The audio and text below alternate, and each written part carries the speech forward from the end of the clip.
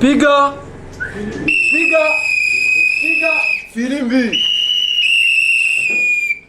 Nous sommes le mouvement Filimbi, un mouvement citoyen non violent et non partisan.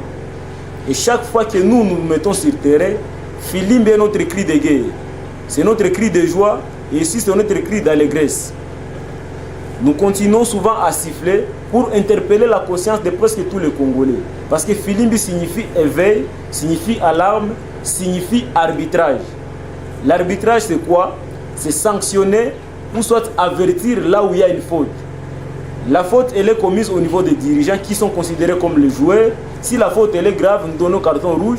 Si elle est légère, nous donnons un carton jaune. Et si elle est moins légère, nous essayons un peu d'avertir. C'est ça Filimbi. Nous devons amener notre population à devenir un peuple. Parce que la population, elle est ce qu'elle est. Mais un peuple, c'est celui qui connaît son droit et son devoir et peuvent revendiquer favorablement à son droit, mais aussi à son devoir.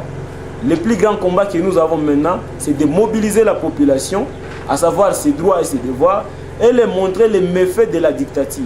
Et nous lançons un appel à toute la population de la RDC, que si aujourd'hui nous nous retrouvons en masse dans toutes les rues du Congo, en tout cas Kabila ne peut que partir.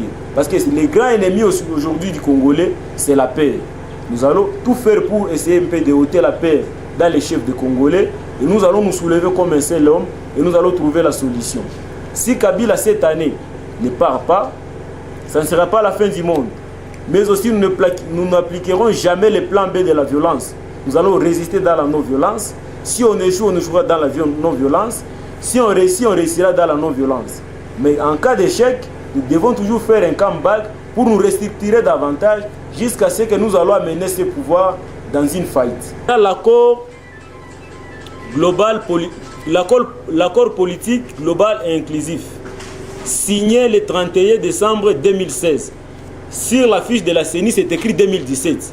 Donc c'est fait sous une précipitation quelconque parce que seulement les États-Unis ont demandé ça. Il y a beaucoup de choses. Par exemple, l'enrôlement au Kasaï qui a commencé le 12 septembre 2017.